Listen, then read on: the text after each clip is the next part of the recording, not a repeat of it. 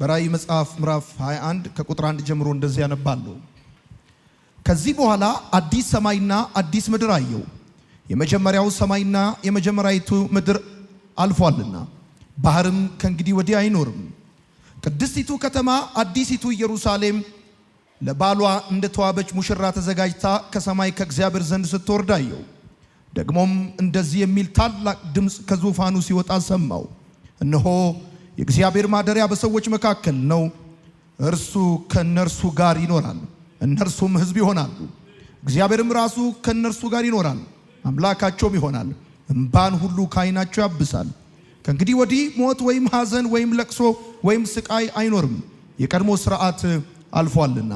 በዙፋኑ ላይ የተቀመጠውም እነሆ እኔ ሁሉን ነገር አዲስ አደርጋለሁ አለ። ደግሞም ይህ ቃል የታመነና እውነተኛ ስለሆነ ጻፍ አለኝ። እንዲህም አለኝ፣ ተፈጸመ። አልፋና ኦሜጋ የመጀመሪያውና የመጨረሻው እኔ ነኝ። ለተጠማ ከሕይወት ውሃ ምንጭ ያለ ዋጋ እሰጣለሁ። ድል የሚነሳ ይህን ሁሉ ይወርሳል። እኔም አምላክ ሆነዋለሁ፣ እርሱም ልጅ ይሆነኛል። ነገር ግን ፈሪዎች፣ የማያምኑ ርኩሶች፣ ነፍሰ ገዳዮች፣ አመንዝሮች፣ አስማተኞች፣ ጣዖት አምላኪዎች፣ ውሸተኞች ሁሉ ዕጣ ፈንታቸው በዲንና በእሳት ባህር ውስጥ መጣል ይሆናል። ይህም ሁለተኛው ሞት ነው። ሰባቱ የመጨረሻ መቅሰፍቶች የሞሉባቸውን ሰባቱን ጽዋዎች ከያዙ ከሰባቱ መላእክት አንዱ መጥቶ ና የበጉ ሚስት የሆነችው ሙሽራ አሳይሃለሁ አለኝ። በመንፈስም ወደ አንድ ትልቅና ረጅም ተራራ ወስዶኝ ቅድስቲቱ ከተማ ኢየሩሳሌም ከሰማይ ከእግዚአብሔር ዘንድ ስትወርድ አሳየኝ። እርሷም በእግዚአብሔር ክብር ታበራ ነበር። የብርሃኗም ድምቀት እጅግ እንደ ከበረ ድንጋይ እንደ ያስጴድ እንደ መስታወት የጠራ ነበር። 12 በሮች የነበሩት ትልቅ ረጅም ቅጥር ነበራት። በበሮቹም ላይ 12 መላእክት ቆመውና የ12ቱ የእስራኤል ነገዶች ስም ተጽፎ ነበር። በምስራቅ 3 በሮች፣ በሰሜን 3 በሮች፣ በደቡብ 3 በሮች፣ በምዕራብ 3 በሮች ነበሩ። የከተማይቱም ቅጥር 12 መሰረቶች ነበሩት። በእነርሱም ላይ የ12ቱ የበጉ ሐዋርያት ስሞች ተጽፈው ነበር። ከኔ ጋር ይነጋገር የነበረው መልአክ ከተማይቱን በሮቿና ቅጥሯን የሚለካበት የወርቅ ዘንግ ነበረው። ከተማይቱም ርዝመቷና ስፋቷ እኩል ሆኖ 4 ማዕዘን ነበረች። እርሱም ከተማይቱን በዘንጉ ለካ። ርዝመቷም 12000 ምዕራፍ ሆኖ ስፋቷና ከፍታዋም እንዲህ ሆነ። ደግሞም የከተማይቱን ቅጥር ለካ። ርዝመቱም የመልአክ መለኪያ በሆነው በሰው መለኪያ 144 ክንድ ነበር። ቅጥሩ የተሰራው ከኢያስጴድ ነበር። ከተማይቱም እንደ መስታወት ንጹሕ ከሆነ ወርቅ የተሰራች ነበረች። የከተማይቱ ቅጥር መሰረቶች በሁሉም አይነት የከበሩ ድንጋዮች ያጌጡ ነበር። የመጀመሪያው መሰረት ኢያስጴድ፣ ሁለተኛው ሰምፔር፣ ሶስተኛው ኬልቄዶን፣ አራተኛው መረግድ፣ አምስተኛው ሰርግዶስ፣ ስድስተኛው ሰሬትዮፒን፣ ሰባተኛው አርስቶሎፒሊ፣ ስምንተኛው ብርሌ፣ ዘጠነኛው ቁጥር 21 12 በሮች 12 ዕንቁዎች ነበሩ። እያንዳንዱም በር ከአንድ ዕንቁ የተሰራ ነበር። የከተማይቱም አውራ መንገድ እንደ መስታወት ብርሃን የሚያስተላልፍ ንጹሕ ወርቅ ነበረ። ሁሉን ቻይ ጌታ አምላክና በጉ መቅደሷ ስለሆኑ በከተማይቱ ውስጥ ቤተ መቅደስ አላየሁም። የእግዚአብሔር ብርሃን ስለሚሰጣትና በጉም መብራቷ ስለሆነ ከተማዋ ፀሐይ ወይም ጨረቃ እንዲያበሩላት አያስፈልጋትም። ሕዝቦች በብርሃኗ ይመላለሳሉ። የምድር ነገሥታትም ክብራቸው ወደ እርሷ ያመጣሉ። በዚያ ሌሊት ስለሌለ በሮቿ በየትኛውም ቀን አይዘጉም። የሕዝቦች ግርማና ክብር ወደ እርሷ ይገባሉ። በበጉ የሕይወት መጽሐፍ ከተጻፉት በቀር ጸያፍ ነገር ሁሉ ርኩሰትና ውሸትንም የሚያደርግ ከቶ ወደ እርሷ አይገባም። ከፍና አርግ መጽሐፋችንን። እኔ የምለውን ከኔ ጋር በል። እግዚአብሔር ሆይ አመሰግንሃለሁ፣ ቃልህን እወደዋለሁ፣ ካንተም እማራለሁ። የበዛ ሰላም፣ የማይወሰድ ደስታ፣ የድል ሕይወት ዛሬም ነገም ለዘላለም አለኝ። አሜን። በኢትዮጵያ አዲስ ኪዳን ካህናት ቤተክርስቲያን አዲስ አበባ አጥቢያ እንደዚሁም በማርሴል ቴሌቪዥን የራእይ መጽሐፍ ጥናትን ከኛ ጋር እያጠናችሁ ያላችሁ የራእይ መጽሐፍ ጥናታችን ቀጥሎ ዛሬ 21ኛውና 22ኛውን የመጨረሻ የራእይ መጽሐፍ ክፍል እንመለከታለን። በራእይ መጽሐፍ ምዕራፍ 21 ላይ ሐዋርያ ቅዱስ ዮሐንስ የሚነግረን ስለ አዲሲቱ ከተማ፣ ስለ ከተማይቱ ስርዓት፣ ስለ ከተማይቱ ሕግና ስለ ከተማይቱ የኑሮ ሁኔታ በተመለከተ ነው። አሁን በራእይ መጽሐፍ የመጨረሻዎቹ 2 ምዕራፎች ላይ ደርሰናል። አማኞች ስላለፉበት መከራ ወይም ደግሞ የራእይ መጽሐፍ አጠቃላዩ ሐሳብ የተጻፈበት ዋነኛ ዓላማ ትዝ ካላችሁ በዛ ዘመን ለነበሩ በሰባቱ አብያተ ክርስቲያናት ውስጥ ላሉ ቄሳር እያሳደዳቸው እያስጨነቃቸው ላሉ አማኞች የማበረታታና የማጽናኛ መጽሐፍ እንዲሆን ነው የራእይ መጽሐፍ የተጻፈው። ስለዚህ ሐዋርያ ቅዱስ ዮሐንስ በሚገርም አጻጻፍ የራእይ መጽሐፍን ሲጨርሰው እነዚህ ቄሳር የወደደውን እያዳነ የጠላውን እየገደለ አንዳንዱን በሳት እያቃጠለ በአንበሳ እያስበላ በዘይት እየቀቀለ የሚጨነቁ ከመቼ መቼ ክርስቶስን በማመናችን ምክንያት እንሞታለን ብለው የሚጠብቁ ክርስቲያኖች ይሄ ደብዳቤ እንዲደርሳቸው ከሆነ በኋላ እንግዲህ መጽሐፉ ሲዘጋ የሚዘጋው ሀገር አላችሁ እውነተኛ መኖሪያ አላችሁ ብሎ ነው መጽሐፉ የሚዘጋው። ስለዚህ 21ኛው ምዕራፍ የሚያወራው ስለ አዲሲቱ ከተማ ነው የምትጽፉ ሰዎች። ከዛም በመቀጠል የሚነግረን ስለ ከተማይቱ የኑሮ ሁኔታ ይነግረናል። በከተማይቱ ስላለው ሕግ ስርዓት ይነግረናል። እና ከተማ ካለ በከተማ ውስጥ ያለ የኑሮ ስርዓት አለ፣ ህይወት አለ። ያ ህይወት ደግሞ የራሱ የሆነ ስርዓትና ሕግ አለው ማለት ነው። ስለዚህ አዲሲቱ ከተማ ትዝ ካላችሁ ጌታ እኔ ብሄድ እና ስፍራ ባዘጋጅላችሁ ይሻላል እንዳለ ጌታ እኔ ሄዳለሁ ስፍራን አዘጋጅላችኋለሁ ባለው መሰረት ያዘጋጀልን ዘላለማዊ መኖሪያችን ነች አዲሲቱ ከተማ። ቅዱሳን በጋራ ከእግዚአብሔር ጋር የሚኖሩባት እውነተኛ ከተማ ነች። የድል ነሺዎች ማህበር ነች አዲሲቱ ከተማ። የትምህርታችን ርዕስ አዲሲቱ ከተማ ነው። ርዕሱን ከጻፋችሁ በኋላ አዲሲቱ ከተማ ቅዱሳን በጋራ ከእግዚአብሔር ጋር የሚኖሩባት ከተማ ነች ብላችሁ መጻፍ ትችላላችሁ። ከእግዚአብሔር ጋር በጋራ የሚኖሩባት ከተማ ነች። ከእግዚአብሔር ጋር በጋራ የሚኖሩባት ከተማ ብቻ ሳትሆን የድል ነሺዎች ማህበር ነች። እሳቱን፣ መከራውን፣ ረሃቡን፣ ርዛቱን በክርስቶስ ኢየሱስ በማመናቸው ምክንያት የደረሰባቸውን ስቃይ ሁሉ ተቋቁመው ድል የሚነሱ ቅዱሳን በጋራ የሚኖሩበት ማህበር ነው። በጋራ የሚኖሩበት ከተማ ነው። እቺ ከተማ ለፈሪዎች፣ ለርኩሶች፣ ለነፍሰ ገዳዮች፣ ለአመፀኞች ሳይሆን ለሚያምኑ ራሳቸው ለክርስቶስ ኢየሱስ አሳልፈው ለሰጡ የተዘጋጀች ውብ ከተማ፣ እግዚአብሔር ከቅዱሳን ጋር አብሮ የሚኖርበት ከተማ እና ሄዳለሁ ስፍራን አዘጋጅላችኋለሁ ባለው መሰረት ያዘጋጀልን ዘላለማዊ ከተማ ነች እቺ ከተማ። ስለዚህ ሐዋርያ ቅዱስ ዮሐንስ በዚህ በአጠቃላይ በምዕራፍ 21 27 ቁጥሮች ውስጥ እነዚህ 2 መሰረታዊ ነገሮች ይነግራቸዋል። ወዳጆቼ ራእይ መጽሐፍን ስታስቡ መቼም ክርስቲያን ናችሁ ስታስቡ አንድ ነገር ትዝ እንዲላችሁ ፈልጋለሁ። መጽሐፉ ሲጨርስ ለአንባቢዎቹ የሚነግረው ከተማ አላችሁ ብሎ ነው። ደግሞ ከተማ ውስጥ ያለውን የኑሮ አይነት የህይወት አይነት ጭምር ነው የሚነግራቸው እና በዚህ ምክንያት ሀገር እንዳለው እኔ ሁል ጊዜ ከኢትዮጵያ ስወጣ አይሮፕላኑ ሳያርፍ የሚሄድበት ሀገሬ ይናፍቀኛል፣ መመለሴ ይናፍቀኛል። ስለዚህ ሀገር እንዳለው ለዛውም ጊዜያዊ ሳይሆን ዘላለማዊ ሀገር እንዳለው ለዛም ዝም ብሎ ዱሬሽን ኦፍ ታይም ሳይሆን ኳሊቲ ኦፍ ላይፍ ያለበት ሀገር እንዳለው የሚሰማው ሰው ሀገሩን ይናፍቃል። ሰው 21ኛው ምዕራፍ ካነበበ በኋላ ሀገሩን በጣም ነው የሚናፍቀው። ይሄን ሀገር ከእግዚአብሔር ጋር እግዚአብሔርን ፊት ለፊት እያየ የሚኖርበት ሀገር አላችሁ ብሎ ነው የሚጨርሰውና ስለ ኑሮ ሁኔታና ስለ ከተማይቱ ይናገራል። ስለዚህ ቁጥር 1 እንደዚህ ይላል፣ አዲስ ሰማይና አዲስ ምድር አየሁ። የመጀመሪያው ሰማይና የመጀመሪያው ምድር አልፏል፣ ከእንግዲህ በኋላ ባህር የለም ብሎ ቁጥር 1 ይነግረናል። ዮሐንስ ይሄን 21ኛው ምዕራፍ ሲጀምር አዲስ ሰማይና አዲስ ምድር አየሁ ብሎ ይጀምራል።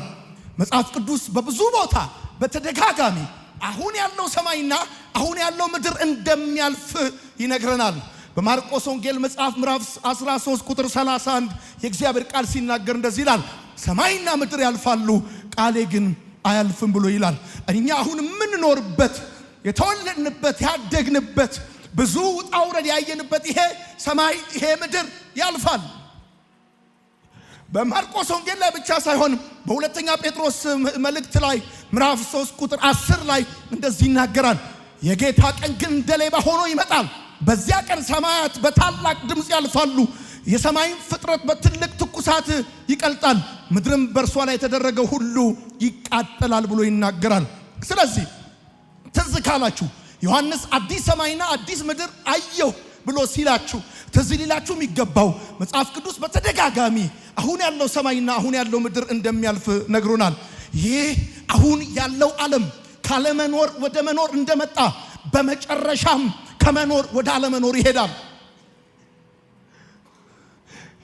ከሌለበት ሲመጣ እንዴት እንደመጣ የሚያውቀው እንደሆነው እግዚአብሔር እንደሆነ ሁሉ ሲሄድም ወዴት እንደሚሄድ የሚያውቀው እግዚአብሔር ነው። ታውቃላችሁ እግዚአብሔር ፍጥረትን የፈጠረው ፍቅሩን ለመዘርዘር ነው እንጂ ክብሩን ለመጨመር አይደለም። እግዚአብሔር ሰማይን በመፍጠሩ ምድርን በመዘርጋቱ እግዚአብሔር የሰው ልጆችን በመፍጠሩ የጨመረው ክብር የለም። ሰው ስራ ሲሰራ ክብሩን ሊጨምር ነው። ሰው የትኛውን ነገር ሲያደርግ የራሱን ግሎሪ ሊጨምር ነው። እግዚአብሔር ይሄን ሁሉ ዩኒቨርስ የፈጠረው እሱ ፍቅሩን ለሰው ልጆች ለፍጥረት ለማሳየት ነው እንጂ ቅንጣት ታክል ክብሩን ለመጨመር አይደለም።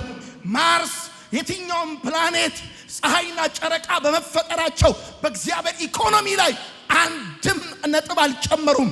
ሰማይና ምድር ኑ ሲባሉ ከሌሉበት እንደመጡ፣ ሂዱ ሲባሉ ሲመጡ ለምን ብለው እንዳልመጡ፣ ሂዱ ሲባሉ ወዴት ብለው ሳይሄዱ ጥርግ ብለው ሄዳል። ስለዚህ ሲመጡ የእግዚአብሔር ኢኮኖሚ እንዳልጨመረ ሲሄዱም ኢኮኖሚው ላይ ክስረት አይደርስበትም። አሁን ያለው ሰማይና ምድር ያልፋላል። አዲስ ሰማይና አዲስ ምድር አየዋል። ስለዚህ ይሄ ዓለም ካለመኖር ወደ መኖር እንደመጣ ሁሉ በመጨረሻ ከመኖር ወደ አለመኖር ይሄዳል። ሲመጣ ከየት እንደመጣ የሚያውቀው እግዚአብሔር ነው። ሲሄድም ወዴት እንደሚሄድ የሚያውቀው እግዚአብሔር ነው። የት ቦታ ስፔስ ይይዛል ብላችሁ እንዳትጨነቁ ወዳጆቼ። ስለዚህ እንደዚህ አለ ዮሐንስ፣ እንደዚህ አለ አዲስ ሰማይና አዲስ ምድር አለ። አዲስ ሲል አዲስነቱ በይዘትና በጥራት ጭምር ነው እንጂ በጊዜ ብቻ አይደለም። ምጽፉ ሰዎች አዲስ ሰማይ፣ አንዳንዶች ይህች ዓለም ሞዲፋይ ነው የምትደረገው፣ ይሄ ሰማይና ምድር በሳት ተቃጥሎ እንደገና ነው የሚታደሰው ብለው ይላሉ። እኔ እንደሱ ብለው ከሚያምኑ አስተማሪዎች አይደለሁም። በኢሳይያስ መጽሐፍ ላይ ሲናገር 65ኛው ምዕራፍ ላይ እንደዚህ ይላል፣ አዲስ ሰማይና አዲስ ምድርን እፈጥራለሁ፣ የቀድሞ አይታሰብም ወደ ልብም አይገባም ይላል። እፈጥራለሁ ከሆነ እፈጥራለሁ ነው። እፈጥራለሁ አስተካክለዋለሁ፣ ቆሻሻውን ለቅሜ የቀረውን አስቀጥለዋለሁ አይደለም። እግዚአብሔር እንደዚህ ያለ አዲስ ሰማይና አዲስ ምድር እፈጥራለሁ፣ የቀድሞ አይታሰብም ወደ ልብም አይገባም። ስለዚህ አዲስነቱ በይዘትና በጥራት ጭምር ነው እንጂ በጊዜ ብቻ አይደለም። ወዳጆቼ ምን ማለት ነው? በአጭር አማርኛ በእድሜ ብቻ አይደለም በጊዜ ብቻ አይደለም ማለት። ለምሳሌ ቶዮታ መኪና 2023 2022 ሞዴል የተመረተ ስትነዱ ከነበረ ሌላ አዲስ ቶዮታ 24 ወይም 25 መጥቷል ማለት በእድሜ ብቻ አዲስ ነው ማለት አይደለም። ሞዴሉ በተቀየረ ቁጥር እዛ ላይ ያሉት ፊውቸሮቹ ይቀየራሉ፣ አዳዲስ ፈንክሽናሊቲዎች ይጨምራሉ። ስለዚህ እግዚአብሔር እንደዚህ ያለ አዲስ ሰማይና አዲስ ምድር እፈጥራለሁ ብሎ ሲል በይዘትም ሆነ በጥራት ከዚህኛው ሰማይና ከዚህኛው ምድር ጋር የማይነጻጸር አዲስ ሰማይ አዲስ ምድር ተዝላችኋል። ከ10 ዓመት ከ15 ዓመት በፊት የመኪና ፋብሪካዎች በማነቤሎ የሚወርድ መስታወት ነበር የሚሰሩት። ሞዴሉ እየተሻሻለ አዲስ ሲሆን በፕሬስ ነው የሚወርደው። አሁን መኪናው አንተን ሴንስ ያደርጋል። በድሮ በቁልፍ ነበር የምትከፍተው፣ አሁን ግን እንደሱ አይደለም። ገና በጥላ ሁሉ ታናገረዋለህ፣ በሩን ሁሉ ይከፍትልሃል እና ፓርኪንግ ራሱ በራሱ ያቆማል። ከፈለከው ነው አውጣው ትለዋለህ፣ ይወጣል። ሰው እንኳን ዘመን በጨመረ ቁጥር በጥራትና በይዘት ኢኖቬሽኑ ይጨምራል። እግዚአብሔር ድል ለነሱ በሳትና በመከራ ውስጥ ላለፉ በአንበሳ ተበልተው በዘይት ተቀቅለው ስሙን ላስከበሩ ወንዶችና ሴት የድል ነሺዎች ማህበር የሚሰራው ሰማይ ይሄን አይነት የሚመስል ሳይሆን በይዘትና በጥራት ከዚህ ዓለም የተለየ አዲስ የከበረ ዓለም የከበረ ከተማ አዘጋጅቶላችኋል። በደንብ አድርጉና አሜን በሉ። ወዳጆቼ ታዲያ ለምንድን ነው እግዚአብሔር አዲስ ሰማይና አዲስ ምድር መፍጠር የፈለገው? የመጀመሪያው ጥያቄ ሁሌም በተለይ ገና በጌታ ቤት ጌታን ከተቀበልኩ ጊዜ ጀምሮ ስጠይቅ የነበረው ጥያቄ ሆይ እግዚአብሔር ለምንድን ነው አዲስ ሰማይና አዲስ ምድር መፍጠር የፈለገው የሚል ጥያቄ ነበረኝ። ይሄም የእናንተ ጥያቄ ሊሆን እንደሚችል አስባለሁ። እግዚአብሔር አዲስ ሰማይና አዲስ ምድር መፍጠር የፈለገበት ምክንያት አሮጌው ዓለም ለአዲሱ ሰውነት ስለማይመጥን ነው። ከሞት የሚነሳው አዲሱ ሰውነት የከበረ ነው። ዘላለም ከጌታ ጋር በቅዱሳን ማህበር በአዲሲቱ ከተማ በሰማይቱ ኢየሩሳሌም የሚኖረው ይሄ የተዋረደው ስጋ አይደለም። የከበረው ጌታ ከሞት በኋላ የለበሰው አይነት ስጋ ነው። ስለዚህ ይሄ አሮጌው ዓለም ለአዲሱ ሰውነት አይመጥንም። የከበረው ሰውነት በተዋረደው ዓለም ውስጥ አይኖርም። ለድል ነሾቹ ላመኑት በክርስቶስ ኢየሱስ አምነው በሕይወት መዝገብ ላይ ለተመዘገቡት ልጆቹ እግዚአብሔር አዲስ ሰማይና አዲስ ምድር ማዘጋጀት የፈለገው የሚሰጣቸው ማንነት አቤት ከሞት በኋላ የሚያቀናጃቸው ማንነት ከተዋረደው ዓለም ጋር የማያረጀው ሰውነት በሚያረጀው ዓለም ውስጥ መኖር አይመጥነው። ደግሞ ይሄ ኃጢአተኛ ዓለም ማለፍ ግድ ስላለበት ነው። ጴጥሮስ ሲናገር እንደዚህ ያለ ነገር ግን ጽድቅ በሚኖርበት አዲስ ሰማይና አዲስ ምድር እንደ ተስፋ ቃሉ እንጠባበቃለን አለ።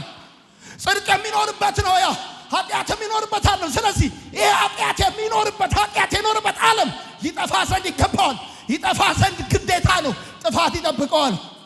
ያ አዲሱ ሰማይና አዲሱ ምድር ግን ኃጢአት የማይኖርበት ጽድቅ የሚኖርበት እንደ ተስፋ ቃሉ ይሆናል። እሺ ከዛ ቀጥሎ እንደዚህ አለ፣ ባህርም ወደፊት አይኖርም ይላል። ጻፉ። አሁን ነግሬያቸዋለሁ። ምዕራፍ 21 ስለ አዲሲቱ ከተማ እና ስለ በከተማው ስላለ የኑሮ ሁኔታ ነው የሚያወራው። ስለ ከተማይቱ ሕግ ነው የሚያወራው። ስለ ከተማይቱ ስርዓት ነው የሚያወራው። የድል ነሺዎች ማህበር ስለሆነችው አዲሲቱ ከተማ ነው የሚያወራው። ይሄን ለምንድን ነው ዮናታን ቦልድ አድርገህ ጮክ ብለህ የምታወራው ካላችሁኝ፣ ምናልባት 5 ዓመት 10 20 30 ዓመት ልኑር ምድር ላይ በቀረኝ ዘመን ሪከርድ ስለሚሆን አንድ ቀን ሰዎች ይሄን መልእክት በሚሰሙበት ጊዜ ከሞት በኋላ የሚጠብቃቸው ጌታ ሲመጣ የሚቀናጁት የክብር ህይወት ምን እንደሆነ በደንብ እንዲያውቁ ስለምፈልግ ነው።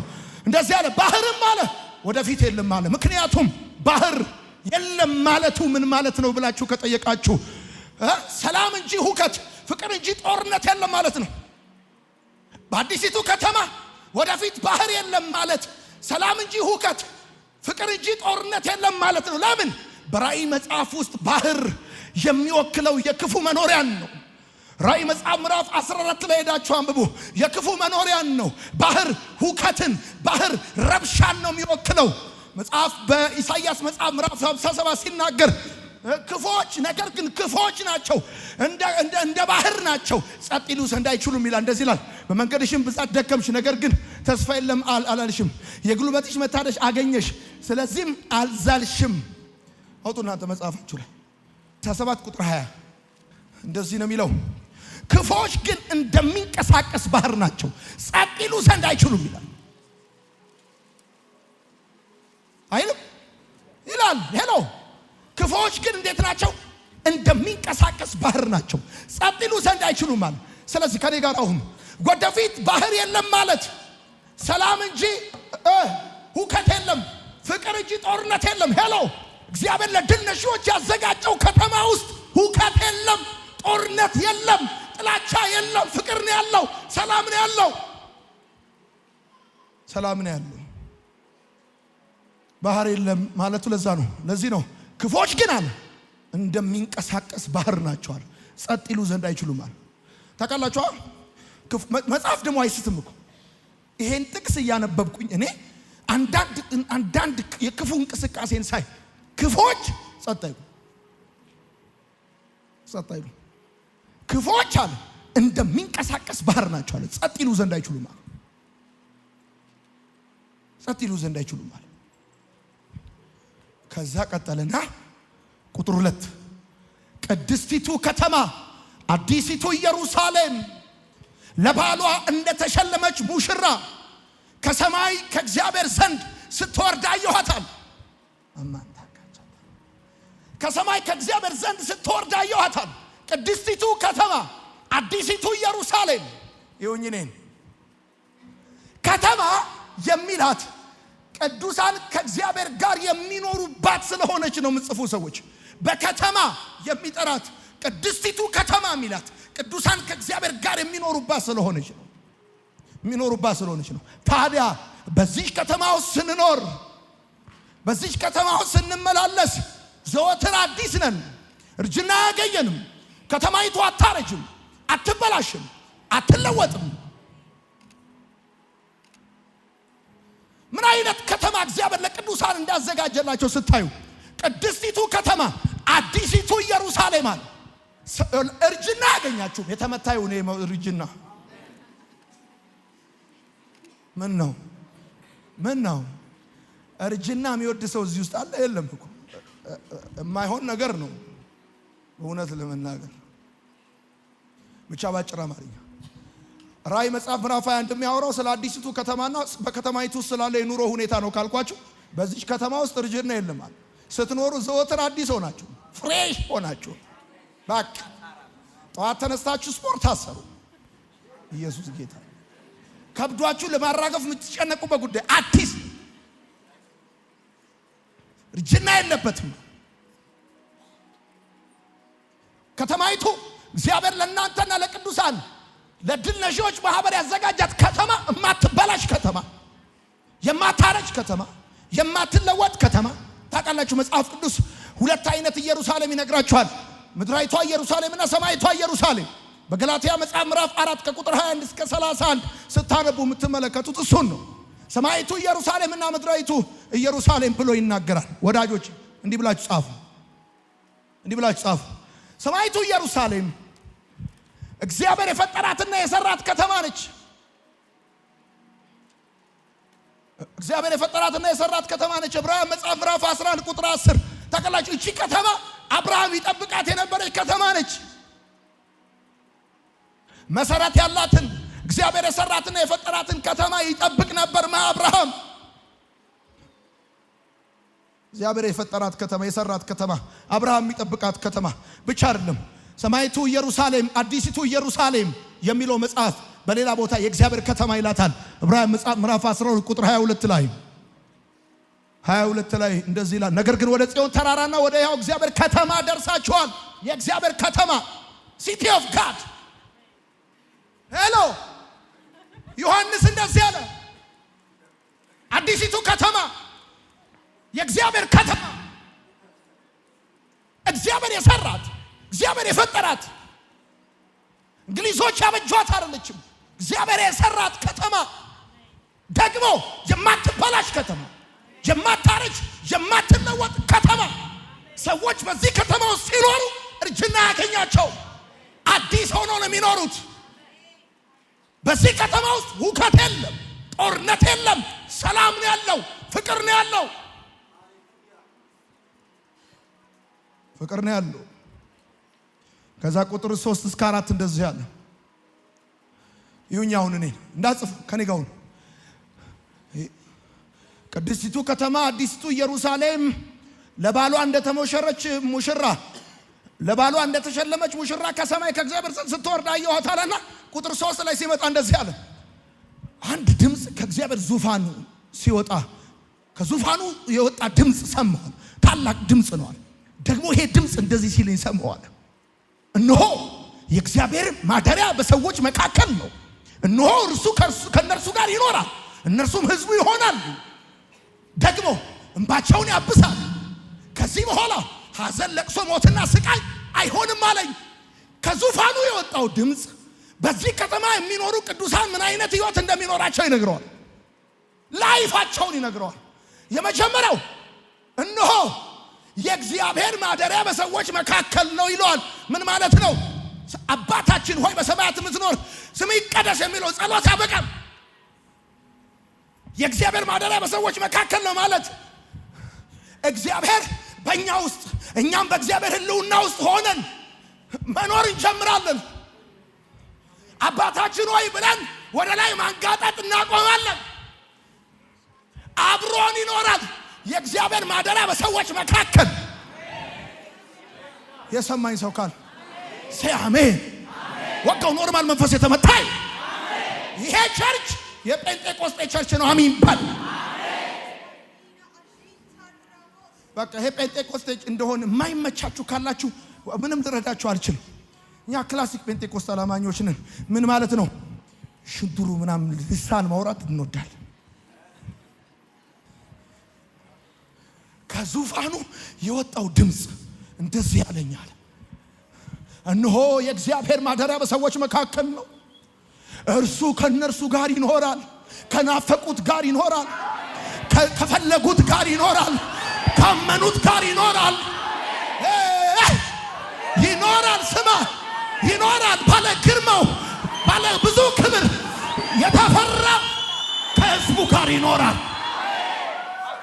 ደግሞ ከዚህ በኋላ ጊዜ ዲስታንስ ማተር አያደርግም። ይገርማል። ሙሽሪት ከሙሽራ ጋር በሰርግ ከተጋባች በኋላ እንደማትለያይ ሁልጊዜ ከሱ ጋር እንደምትኖር አልፋና ኦሜጋ ከሆነው ከእግዚአብሔር ጋር ለዘላለም መኖር ይሆናል። አባታችን ሆይ በሰማያት የምትኖር የሚለው ጸሎት ይቀርና ከኛ ጋር የምትኖር ይሆናል። የሰማኝ ረገጥ አድርግና አሜን በል። እርሱ ከነሱ ጋር ይኖራል ካለ በኋላ እንደዚህ እነርሱም አለ ሕዝብ ይሆኑታል። ሕዝቅኤል መጽሐፍ ምዕራፍ 37 ምን ብሏችሁ ነበር? እኔ አምላክ ሆናቸዋለሁ እነርሱም ሕዝብ ይሆኑኛል የሚለው ተስፋ ይፈጸማል። አንተም እንዲህ ትላቸዋለህ። ጌታ እግዚአብሔር እንዲህ ይላል፣ እነሆ የእስራኤል ልጆች ከሄዱባቸው ከአሕዛብ መካከል ወስዳለሁ። እዚህ 37 አንብቡት።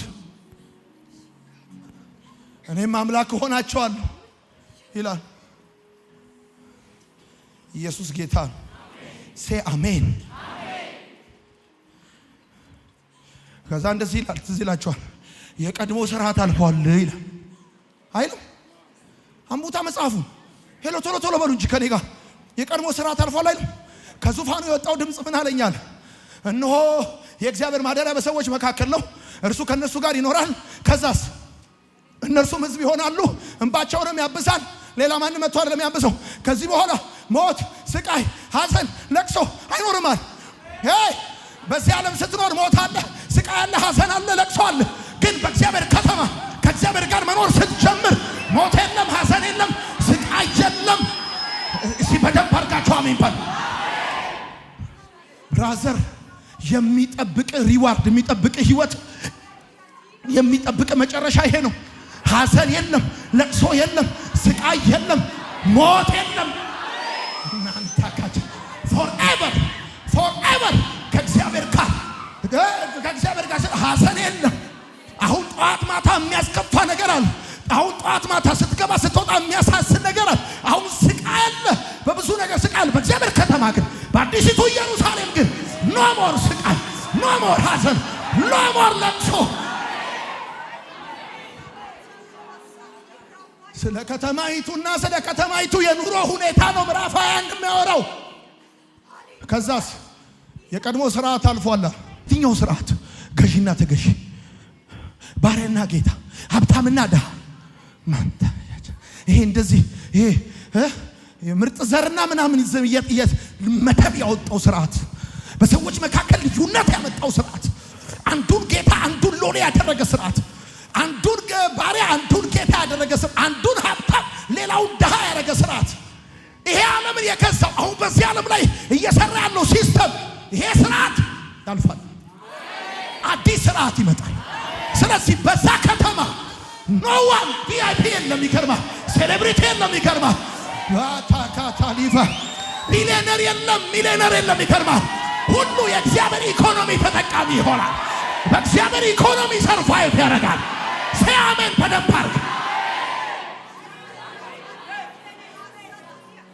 ምን አይነት ስርዓት እንደሆነ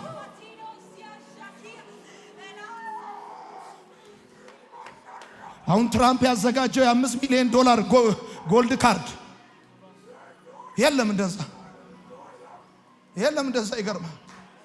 የለም ሲቲዝን የለም፣ ይገርማል። ሁሉ በክርስቶስ አንድ ነው። የቀድሞ ስርዓት አልፏል። አንተ አሜን በል እባክህ። ሀብታም የለ ድሃ የለ፣ ገዢ የለ ተገዢ የለ፣ ትልቅ የለ ትንሽ የለ፣ ታዋቂ የለ ተራ ሰው የለ። አንተ በደንብ አድርገህ አሜን በለኝ። ከተማይቱንና የከተማይቱን ኑሮ ሁኔታዋን ይነግራቸዋል። የቀድሞ ስርዓት አልፏል። ከዛ እንደዚህ አለ። እኔ በጣም የወደድኩት በዚህ ምዕራፍ ውስጥ በዙፋኑ ላይ የተቀመጠው ሁሉን አዲስ አደርጋለሁ አለኝ። ቃሉም የታመነና እውነተኛ ነውና ጻፍ ብሎ አለኝ አለ። በዙፋኑ ላይ የተቀመጠው ሁሉን አዲስ አደርጋለሁ ማለቱ የማይሰለች አደርጋለሁ ማለቱ ነው። ጻፍ። አሁን የምትኖሩባት ዓለም ተበልታ ተቀጥታ ተለብሳ ትሰለቻለች። ያ አዲሲቱ ከተማ ከእግዚአብሔር ጋር የምትኖሩበት ህይወት ግን የማይሰለች ህይወት ይሆናል። ራጆቼ ሰው 60 70 ዓመት 80 ዓመት 40 እና 50 ዓመት የሚኖረው በዚህ ምድር ላይ የሚኖረው ህይወት እንኳን ይሰለቻል። እኔ ምንድነው በህይወት በጣም የሚሰለች ነገር ካላችሁኝ በየጠዋቱ መብላት፣ ሲነጋ መብላት፣ ድንች በስጋ መብላት፣ ጥብስ መብላት፣ አሰራ፣ ትርክክ፣ ምስርክክ፣ ሽሮ፣ ከዛ ቁርጥ፣ ከዛ የሆነ ነገር እንደው ዝም ብሎ ማስገባት፣ ማኘክ። እንደ ማኘክ የሚያሰለቸኝ ነገር የለም። ይሄ ሁሉ የፀሐይ ብርሃን ከሚበላሽ ከሚባክን ሶላር ሲስተም እዚህ ላይ ብታረግልን ምን አለበት ብዬ አውቃለሁ። እግዚአብሔር እንኛ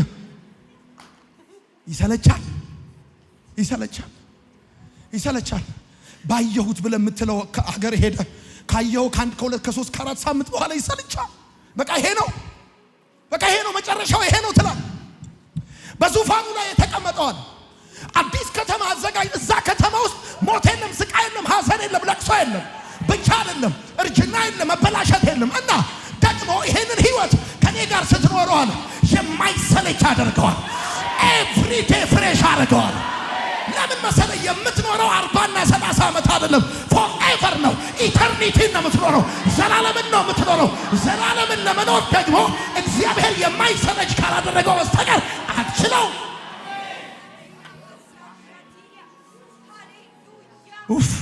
አትልም። የታመኑና እውነተኛ ናቸው ብሎ ጻፋለኝ የሚለው ደግሞ ምን መሰለ? የማይቀር ነው የሚሆን ነው ማለት ነው። አይሆንም። ማርክ ዙከርበርግ ከእግዚአብሔር ቁጣ ለማምለጥ መሬት ውስጥ እንደሚሰራው ቤት እንዳይመስል ይወጣታል፣ ከቀበሮ ጉድጓድ ይወጣታል። ይገርማል። እነ ኤለን ማስክ ማርስ ሄደው አያመልጧትም። እግዚአብሔር አዲስ ከተማ፣ አዲስ ሰማይና አዲስ ምድር፣ ሞት፣ ሐዘን፣ ስቃይ የሌለበት ደግሞ የዚህ ዓለም ስርዓት እዛ ይሰራል። እዚህኛው ዓለም ላይ የባላባት ልጅ ነበርኩ እኔ። እዚህኛው ስርዓት ላይ ጥሩ ኢኮኖሚ አንቀሳቀስ ነበር ብለህ የምታስቀጥለው ሲስተም የለም እዛ። እርሱ በእኛ እኛም በእርሱ ህልውና ውስጥ እንኖራለን። ከዛ ቀጥሎ እንደዚህ ያለ ይሁን እኔን ቁጥር 6-7 እንደዚህ ያለ አልፋና ኦሜጋ መጀመሪያውና መጨረሻው እኔ ነኝ። ቀና እኔ ነኝ መጀመሪያውና መጨረሻው እኔ ነኝ። ከዛም እንደዚህ ያለ ለተጠማ አለ ከዚህ የህይወት ውሃ ምንጭ እንዲያው ሰጠዋል፣ በነፃ ሰጠዋለሁ አለና እንደዚህ ያለ የምፈልገው ቃል ድል የነሳው ይሄን ይወርሳል አለ። ይሄንን ከቁጥር 1 እስከ 5 የዘረዘርኩትን ሞት የሌለበትን፣ ሐዘን የሌለበትን፣ ስቃይ የሌለበትን፣ በሽታ የሌለበትን ይሄን ህይወት ይወርሳል። ድል የነሳ ለምን መሰለ? ምዕራፍ 1 ላይ 7ቱ አብያተ ክርስቲያናት አማኞች እስር ቤት ገብተው ቄሳር ይገለናል እንደዚህ ያደርገናል ብለው የሚጠብቁ እንዳይፈሩ እኮ ነው። እንዳይፈሩ ይሄንን ላይፍ ስታንዳርድ ይሄን ሲቲ ድል የነሳ ነው ይሄን የሚወርሰው አላቸው። ቀጥሎ ቁጥር 8 ላይ ሲያወራ እንደዚህ ነው የሚለው፣ ዳሩ ግን ይላል የሚፈሩ የማያምኑ ነፍሰ ገዳዮች፣ ሴሰኞች ዕጣ ፈንታቸው እሳት ነው አለ። ከፈራ አትገባም አለ። የሰው አፍ ከፈራ፣ መከራ ከፈራ፣ ሞት ከፈራ፣ የሆነ ነገር ሆናለሁ ብለህ ከፈራ እቺ ከተማ ለማንም አይደለችም፣ ለፈሪ አይደለችም፣ ለፈሪ አይደለችም። እቺ ከተማ ድል ለነሳ ይሄን ይወርሳል። ከዛስ እኔ አምላክ ሆናለሁ እሱም ልጄ ይሆነኛል። እና እዛ ከተማ ውስጥ ይገርማል ፋዘር ቱ ሰን ፌሎሺፕ ነው የሚቀጥለው። ማን ኦፍ ጋድ የለ፣ ማን ኦፍ ምናምን የለ፣ ሜጀር የለ፣ ማይነር የለ። አሜን ባል በደንብ ፓዘርቱሰን እኔ ድል ነሳ አንደኛ ከተጠማ እንዲሁ ሰጣለሁ እዚህ ከተማ ውስጥ ለመግባት የምትጠየቀው ምንም ዋጋ የለም ጌታ እንደዚህ ያለ እኔ አለ አልፋና ኦሜጋ ነኝ በነገሩ አልፋና ኦሜጋ መጀመሪያና መጨረሻ እኔ ነኝ ማለት ምን ማለት መሰለ ይሄ አይሁዶች የለመዱት አገላለጽ ነው ምን አይነት አገላለጽ ጠቅለል አድርጎ መግለጽ መነሻና መድረሻን መንገር ስለዚህ እኔ ኢተርኒቲ ነኝ በአለቀ መጀመሪያ መጨረሻ ምን ነኝ ከዛስ ይሄንን የህይወት ውሃ ምንጭ ለፈልጋል ይሄ የህይወት ውሃ ምንጭ ደግሞ መንፈስ ቅዱስ ነው ቀጥሎ ምዕራፍ 22 ላይ እንደዚህ ያለ በከተማይቱ መካከል አለ ከእግዚአብሔር ዙፋን ውሃ ይፈሳል የህይወት ውሃ ይፈሳል አሜን ይሄን የህይወት ውሃ ምንጭ ለፈለገ እንዲያው አለ በነፃ እንደዚህ አይነት ኳሊቲ ኦፍ ላይፍ እንደዚህ አይነት ሞት የሌለበት ሐዘን የሌለበት ስቃይ የሌለበት ላይፍ ከተማ አንተ ከፍለ ብገባ እንኳን ያዋጣ ነበር እንኳን በነፃ ሰው እንዴት ይሄን ከተማ በነፃ በክርስቶስ ኢየሱስ በኩል ትገባለህ ተብሎ ይቀራል ወደዚህ ከተማ የመግቢያ በሩ ኢየሱስ ይባላል ኢየሱስ ይባላል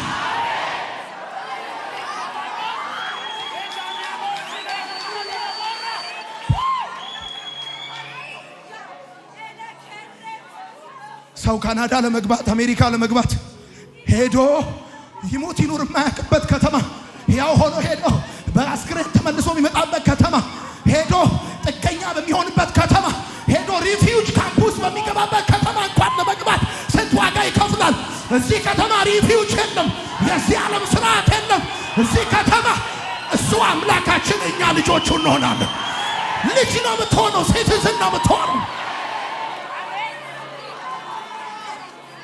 ሲቲዝን ነው የምትሆነው ሪፊውጅ አትሆንም ይገርማ ሞት ስለሌለ ሐዘን ስለሌለ ስቃይ ስለሌለ ተብሎ አንተን ሰከንድ ሲቲዝን አትሆንም ይገርማ ኢየሱስ ጌታ ነው አሜን ነው 21ኛው ምዕራፍ 22ኛው ምዕራፍ እነሆ በቶሎ መጣለሁ ሲል ጌታ አሜን ማራናታ ማለት ያለብህ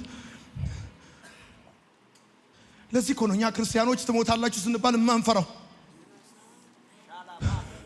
ምን አይነት ከተማ እንደሚጠብቀን ዊ ኖ ሄሎ እኛ ጴንጤዎች ብቻ ነን ዛሬ ላይ ቆመን ዘላለምን እርግጠኞች ይሆንን ጴንጤዎች ብቻ ነን አሜን በልበደባር አንዳንዶቹ እንኳን እዚህ መንግስተ ሰማያት በር ላይ ደርሰው እርግጠኞች አይደሉም አይደለ እኛ ግን እዚህ አዲስ አበባ ሆነን እርግጠኞች ነን ከተማ ተዘጋጅቶልናል ሞት የሌለበት ስቃይ የሌለበት ሐዘንና ለቅሶ የሌለበት ከተማ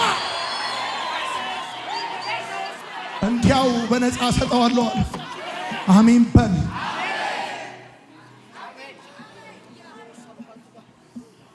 አልፋና ኦሜጋ ነኝ አለና ድል ለነሳው ይሄን ይወርሳል ፈሪ ይሄን አይወርስ ሚፈራ ከድር ያባሩኛል የቀብር ቦታ ይከለክሉኛል ጽዋ ጽውዬ አያጠጡኝም ምናም ብሎ ሚፈራ ስድብ ሚፈራ ስለ ክርስቶስ መነቀብ ሚፈራ ይሄን ህይወት አይወርስም አለ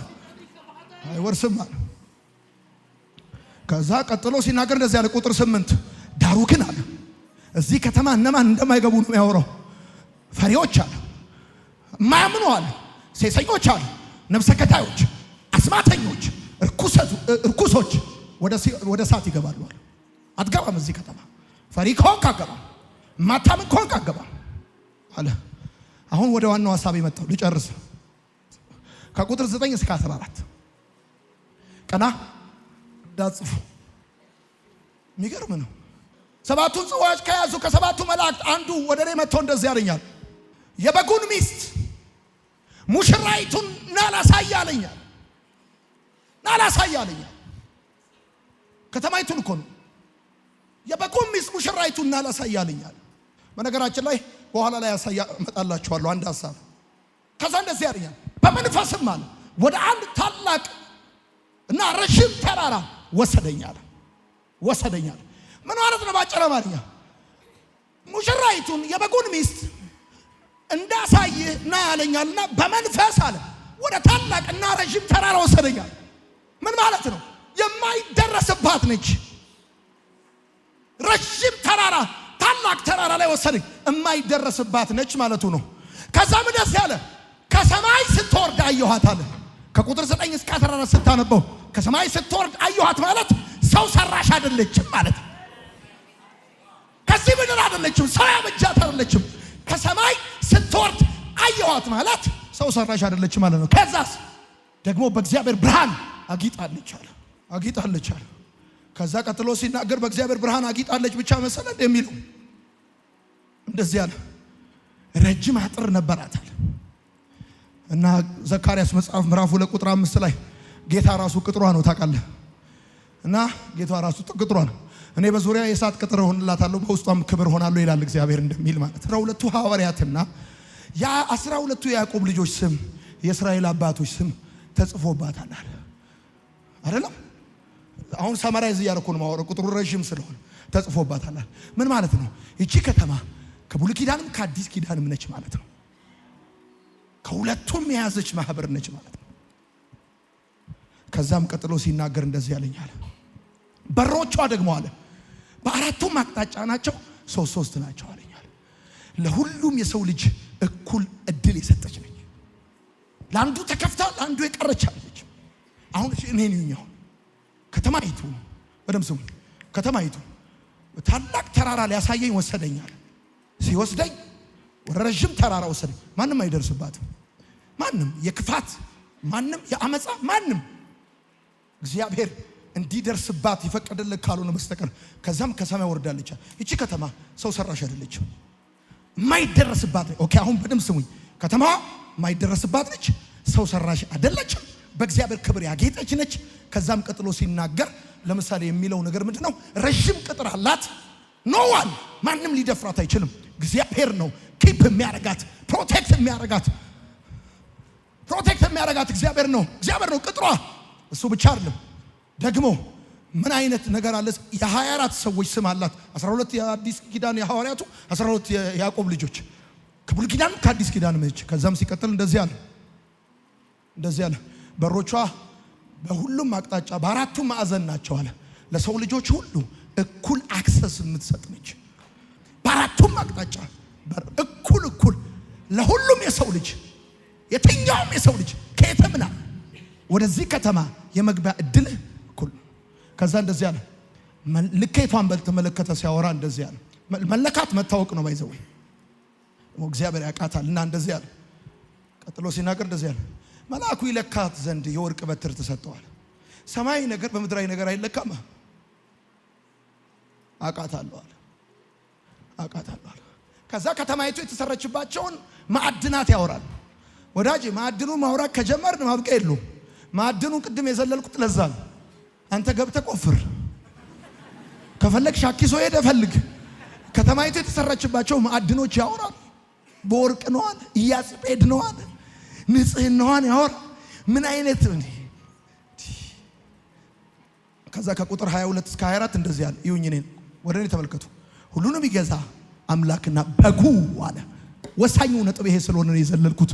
ሁሉንም ይገዛ አምላክና በጉ መቅደሷ ናቸውና በሷ ውስጥ አለ መቅደስ አላየውም አለ። በጉና ሁሉንም ይገዛ አምላክ መቅደሷ ናቸውና አለ። ለምን? በደም ስማኝ። እግዚአብሔር ራሱ አውራሽ ራሱ ተወራሽ ስለሆነ ራሱ አውራሽ ነው፣ ራሱ ተወራሽ ነው። እርሱ በእኛ ሆኖ እኛም በሱ ሁሉና ውስጥ ሆነን አቤት ምስጋና ስለምንኖር ምስጋና የምናቀርብበት ሌላ መቅደስ አያስፈልገንም። እሺ የኛ ነን። ከተማይቷ ውስጥ ሞት የለም፣ ስቃይ የለም፣ ሐዘን የለም ካልኩ ሐዘንና ሞት ስቃይ ብቻ ሳይሆን የሌለው መቅደስ ሁሉ የለም። መቅደስ ከሌለ ቀዳሽ የለም። አቤት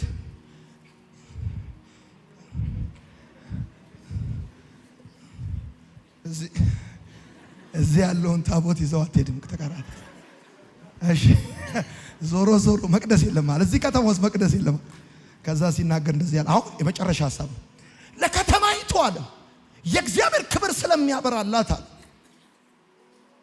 በጉ መብራቷ ስለሆነ አሁን መቼ አንድን ከተማ የሚያረጋት ከተማ ከሆነች በኋላ መብራት ያስፈልጋል። ኦኬ የተሰራችባቸውን እንቆች ሁሉ ካወራ በኋላ በሮቿን ሁሉ ካወራ በኋላ እንደዚህ ለከተማይቱ አለ የእግዚአብሔር ክብር ስለሚያበራላት በጉ መብራቷ ስለሆነ ፀሐይና ጨረቃ አያስፈልጓትም አለ። ለምን? አንደኛ እቺ ከተማ የዘመን ቁጥር የላትም። የዘመን ልኬት የላትም። ዘመኗ ዘላለም ነው። የምትኖረው ኢተርኒቲን ነው፣ ዘላለምን ነው። በእግዚአብሔር ዘመን አቆጣጠር ውስጥ ደግሞ ቀንና ማታ የለም። ሁለተኛ ይሄንን መብራት የሚያስፈልገው በመብራቱ በኩል ሌላ ነገር ለማየት ነው። አሁን መብራቱ ራሱን ካየው መብራቱን ለማየት ሌላ መብራት አያስፈልግም። የሰማኝ ሰው ካለ ለዚህ ነው ዳዊት ብሉይ ኪዳን ላይ ቆሞ እንደዚህ አለ፣ በብርሃን አለ ብርሃንን እናያለን። የሰማኝ ሰው ካለ ሰው ለሚቴሉ ሰው መብራት የሚያስፈልገው በመብራቱ በኩል የሆነ ኦብጀክት ለማየት ነው። እደግመዋለሁ፣ ይሄንን ለማየት ነው። ይሄን ለማየት ነው። ማየት የምትፈልገው ነገር ራሱ ብርሃን ከሆነ ማየት ለምትፈልገው ነገር በራሱ ሌላ ብርሃን አያስፈልግም።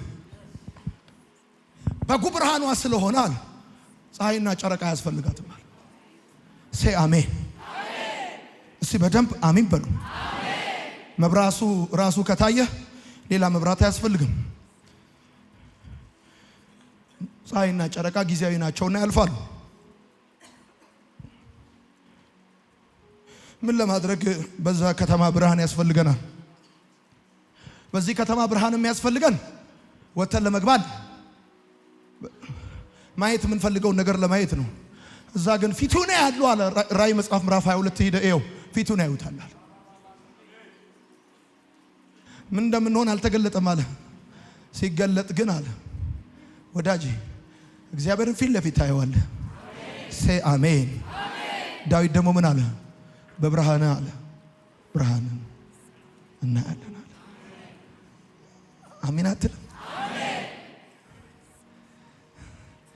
የኢትዮጵያ መብራት ኃይል ስለዚህ ነገር ትዝ ይለኛል። ሳና ከቁጥር 24 እስከ 27 ጻፉ።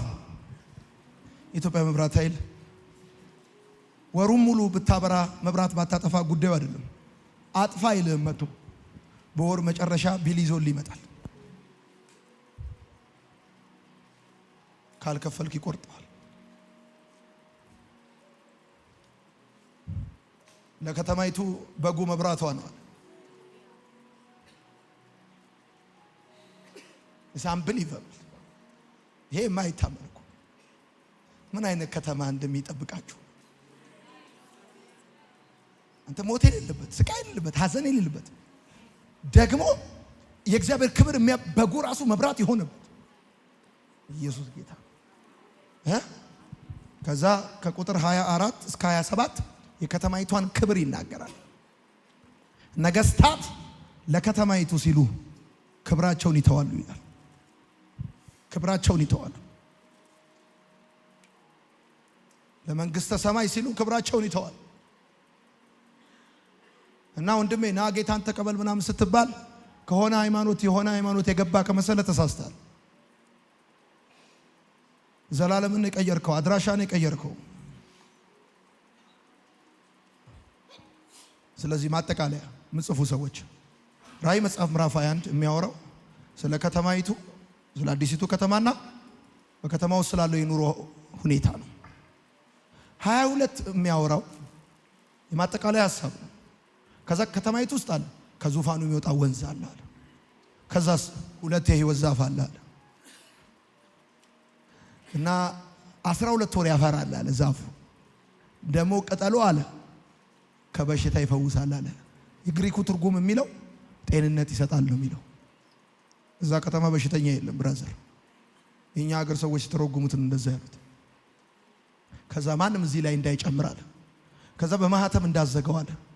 ምን ማለት ነው? ሚስጥሩ ግልጥ ይሁን ማለት ነው። ደግሞ በቶሎ እመጣለሁ አለ። አሜን በሉ። አሜን ነው። ከዛ እንደዚህ አለ። ይሄንን ያየሁትና የጻፍኩት እኔ ዮሐንስ ነኝ አለ። ምስክርነት ሰጠ። አንተ ዮሐንስ ምንኛ የታደለ ሰው ነው።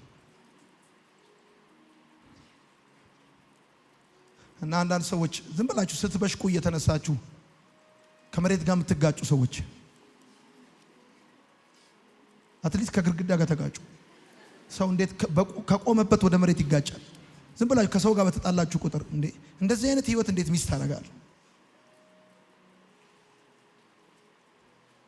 እርጅና ብልሽት የሌለበት፣ ሐዘን፣ ለቅሶ፣ ስቃይ የሌለበት፣ ሞት የሌለበት፣ የዚህ ዓለም ስርዓት የተሻረበት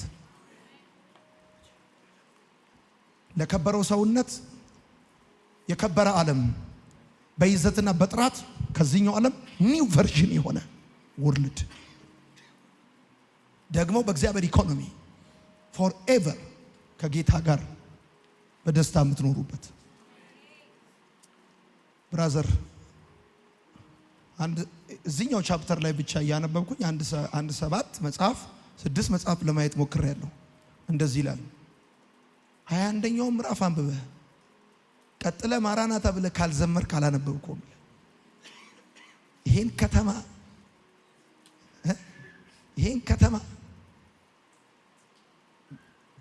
ከተማ እንዲያሳይቶ አብርሃም he was great man እኮ እግዚአብሔር ጌታዬን ባረከው አገነነው ነው የሚለው የአብርሃም ሎሌ ወርቅ እና መልካም ይዞ ተነሳ ይላል።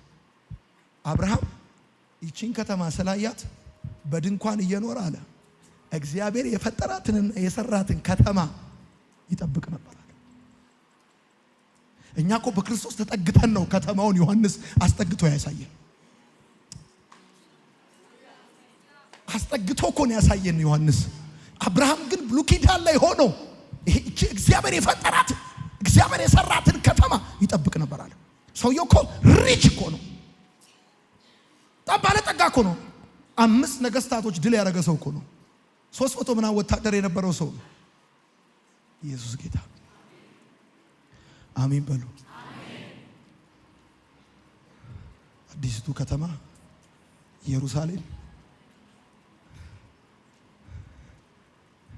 እንዲህ ብላችሁ ጻፉና ጨርሱ። ምድራይቷ ኢየሩሳሌም ሰዎች ለደህንነታቸው የሚሄዱባት ነበር።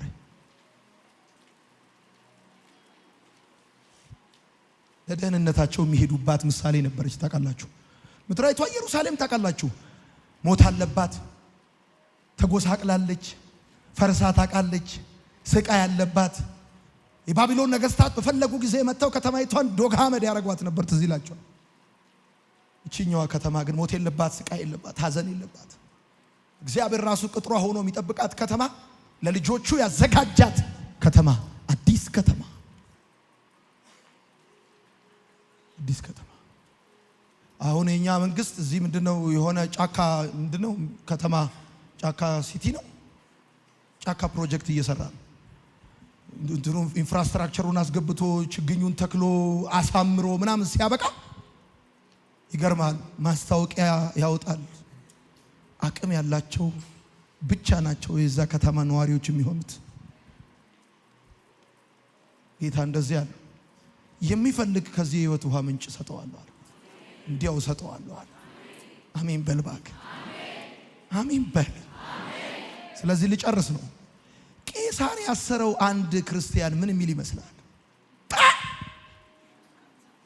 እንኳን ቀር መዝጋት ያለብህ በዛ ነው።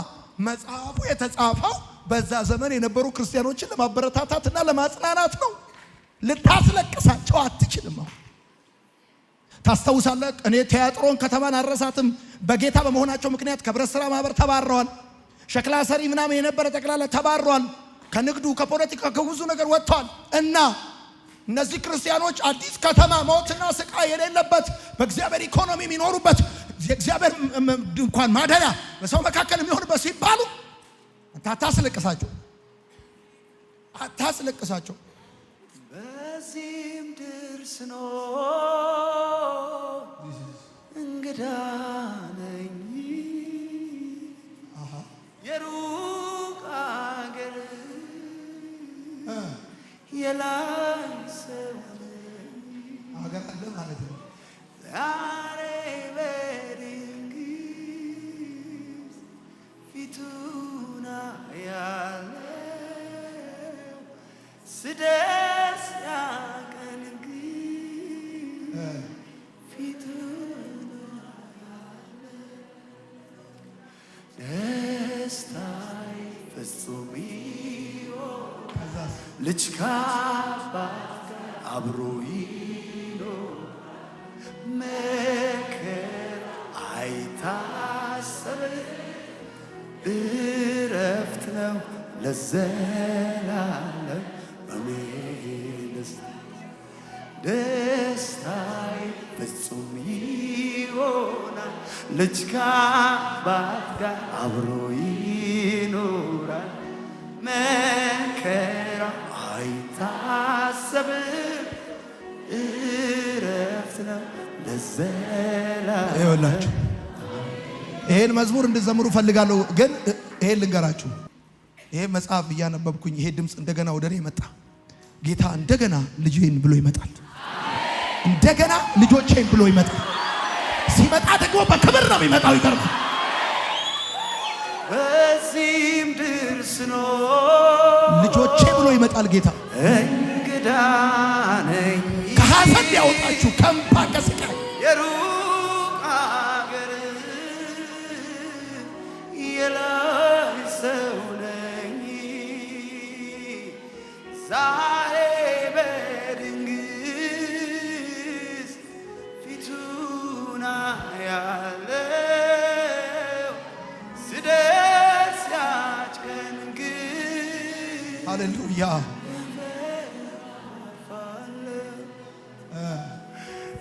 ደስታዬ ፍጹም ይሆናል ልጅ ከአባት ጋር አብሮ ይኖራል።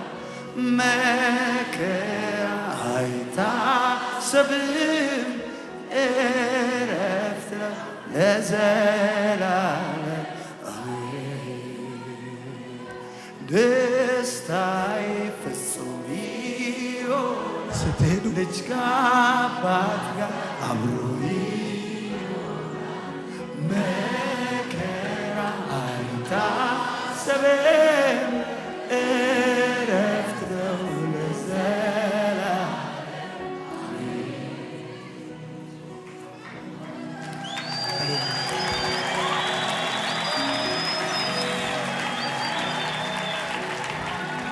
ወደዚህ ከተማ ትኬት ካልቆረጥክ ፎርም ካልሞላ ሕይወትን ካላዘጋጀ ወደዚህ ከተማ ለመግባት ውድ ነገር እንዳያመልጥ በክርስቶስ ኢየሱስ ማመን ብቻ ነው የሚጠበቅብህ። ኢየሱስ ክርስቶስ ጌታ ነው። ላዳንን በቅዱስ አጠራር ለጠራን ልጆቹ ላደረገን መንግሥት ለሚሰጠን ካህናት እንድንሆን ላደረገ ለሱ ከዘላለም እስከ ዘላለም ክብር ይሁንለት። አሜን። ወንጌል ይለውጣል።